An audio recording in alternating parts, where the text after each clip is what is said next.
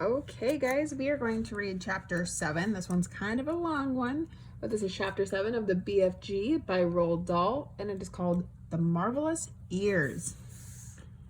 Back in the cave, the big friendly giant sat Sophie down once again on the enormous table. Is you quite snugly there in your nightie? He asked.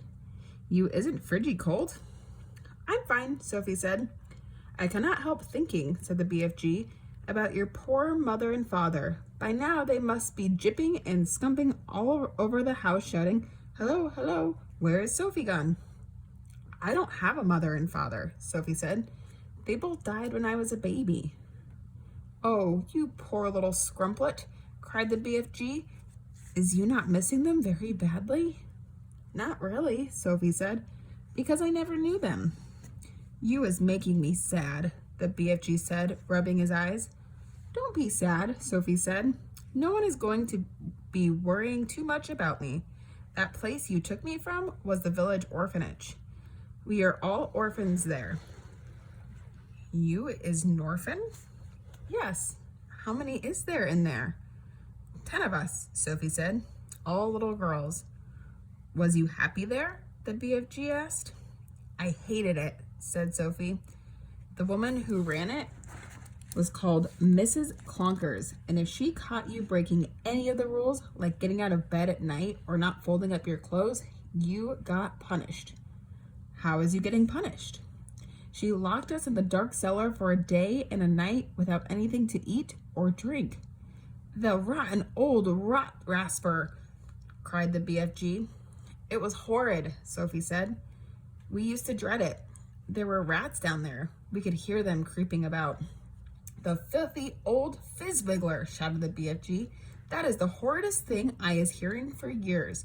You is making me sadder than ever. All at once, a huge tear that would have filled a bucket rolled down one of the BFG's cheeks and fell with a splash to the floor. It made quite a puddle. Sophie watched with astonishment. What a strange and moody creature this is, she thought. One moment he is telling me my head is full of squash flies, and the next moment his heart is melting for me because Mrs. Clunkers locked us in a cellar. The thing that worries me, Sophie said, is having to stay in this dreadful place for the rest of my life. The orphanage was pretty awful, but I wouldn't have been there forever, would I? All is my fault, the BFG said. I is the one whose kid snatched you. Yet another enormous tear welled from his eye and splashed onto the floor. Now I come to think of it, I won't actually be here all that long, Sophie said. I is afraid you will, the BFG said. No, I won't, Sophie said. Those brutes out there are bound to catch me sooner or later and have me for tea. I is never letting that happen, the BFG said. For a few moments, the cave was silent. Then Sophie said, May I ask you a question? The BFG wiped the tears from his eyes with the back of his hand and gave Sophie a long, thoughtful stare.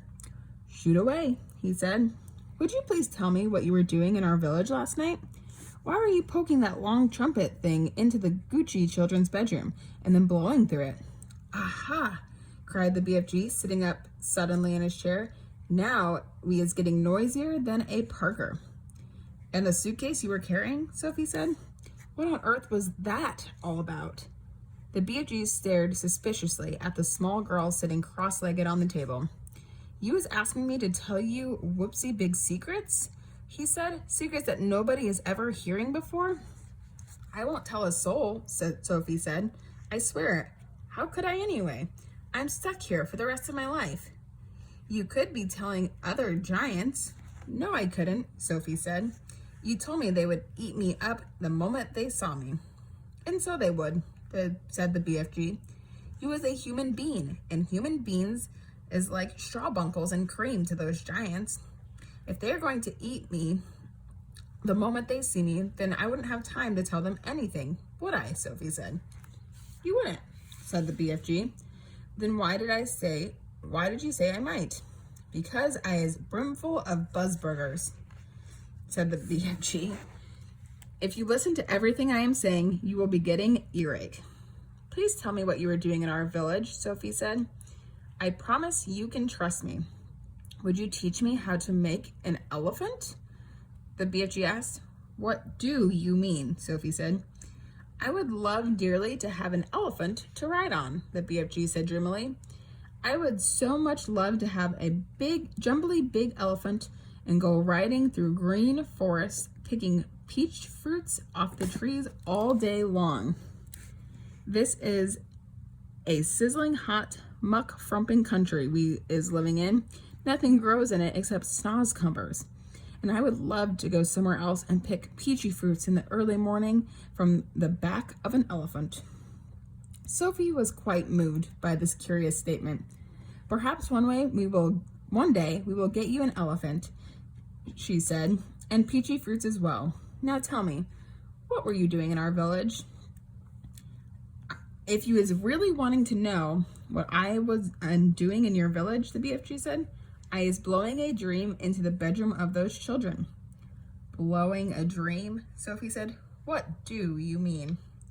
I is a dream-blowing giant, the BFG said. When all other giants is galloping off every what way in which to swallow human beings, I is scuttling away to other places to blow dreams into the bedrooms of sleeping children. Nice dreams, lovely golden dreams, dreams that is giving the dreamers a happy time. Now hang on a minute, Sophie said. Where do you get these dreams? I collect them, the BFG said, waving an arm towards all the rows and rows of bottles on the shelves. I has billions of them. You can't collect a dream, Sophie said. A dream isn't something you can catch hold of. You is never going to understand about it, the BFG said. That is why I is not wishing to tell you. Oh, please tell me, Sophie said. I will understand. Go on. Tell me how you collect dreams. Tell me everything. The BFG settled himself comfortably in his chair and crossed his legs. Dreams, he said, is very mysterious things. They is floating around in the air like wispy, misty bubbles. And all the time, they is searching for sleeping people. Can you see them? Sophie asked. Never at first. Then how do you catch them if you can't see them? Sophie asked. Aha, said the BFG. Now we is getting on to the dark and dusky secrets. I won't tell a soul. I is trusting you, the BFG said. He closed his eyes and sat quite still for a moment while Sophie waited. A dream, he said, as it goes whiffling through the night air, is making a tiny little buzzing humming noise. But this little buzzy hum is so silvery soft, it is impossible for a human being to be hearing it. Can you hear it? Sophie asked. BFG pointed up to his enormous truck wheel ears, which now began to move in and out. He performed this exercise proudly, with a little proud smile on his face. Is you seeing these? He said. How could I miss them? Sophie said. They may be is looking a bit preposterous to you, the BFG said, but you must believe me when I say they is very extra usual ears indeed. They is not to be coughed at. I'm not sure. They're not, Sophie said. They is allowing me to hear absolutely every single twiddly little thing. You mean you can hear things that I can't hear? Sophie said. You is deaf as a dumpling compared with me, cried the BFG. You is hearing only thumping loud noises with those little earwigs of yours, but I am hearing all the secret whisperings of the world. Such as what? Sophie asked. In your country, he said, I is hearing the footsteps of a ladybird as she walks across the leaf. Honestly, Sophie said, beginning to be impressed. What's more is I is hearing those footsteps very loudly, the BFG said. When a ladybird is walking across a leaf, I is hearing her feet going clumpity clumpity clump, like giant's footsteps. Good gracious me, Sophie said. What else can you hear? I is hearing little ants chittering to each other as they scuttle around in the soil. You mean you can hear ants talking? Every single word, the BFG said. Although I is not exactly understanding their language. Go on, Sophie said. Sometimes on a very clear night, the BFG said, and if I is swingling my ears in the right direction, And here he swiveled his great ears upwards so that they were facing the ceiling. If I is swiggling like this, and the night is very clear, I is sometimes hearing faraway music coming from the stars in the sky. A queer little shiver passed through Sophie's body. She sat very quiet, waiting for more. My ears is what told me you was watching me out the window last night, said the BFG. But I didn't make a sound, Sophie said. I was hearing your heart beating across the road, the BFG said, loud as a drum. Go on, Sophie said, please. I can hear plants and trees. Do they talk? Sophie asked. They is not exactly talking, the BFG said, but they is making noises. For instance, if I come along and I is picking a lovely flower, if I is twisting the stem of the flower till it breaks, then the plant is screaming. I can hear it screaming and screaming very clear. You don't mean it, Sophie cried. How awful. It is just screaming like you would be screaming if someone was twisting your arm right off. Is that really true? Sophie asked. You think I is swizz-figgling you? It is rather hard to believe. Then I is stopping right here, the BFG said sharply. I is not wishing to be called a fibster. Oh no, I'm not calling you anything, Sophie cried. I believe you, I really do. Please go on. The BFG gave her a long, hard stare. Sophie looked right back at him. Her face opened to his. I believe you, she said softly. She had offended him. She could see that. I wouldn't ever be fibbling to you, he said. I know you wouldn't, Sophie said, but you must understand that it isn't easy to believe such an amazing thing straight away. I understand that, the BFG said. So do please forgive me and go on, she said. He waited a little while longer, and then he said, it is the same with the trees as it is the flowers. If I is chopping an axe to the trunk of a tree, I is hearing a terrible sound coming from inside the heart of the tree. What sort of sound? Sophie asked. A soft moaning sound, the BFG said. It is like the sound of an old man is making when he is dying slowly. He paused. The cave was very silent. Trees is living things and growing just like you and me, he said. They is alive, so is plants. He was sitting very straight in his chair now, his hands clasped tighter together in front of him. His face was bright, his eyes round and bright as two stars. Such wonderful and terrible sounds I is hearing, he said. Some of them you would never wish to be hearing yourself, but some is like glorious music. He seemed almost to be transfigured by the excitement of his thoughts. His face was beautiful in its blaze of emotions. Tell me some more about them, Sophie said quietly.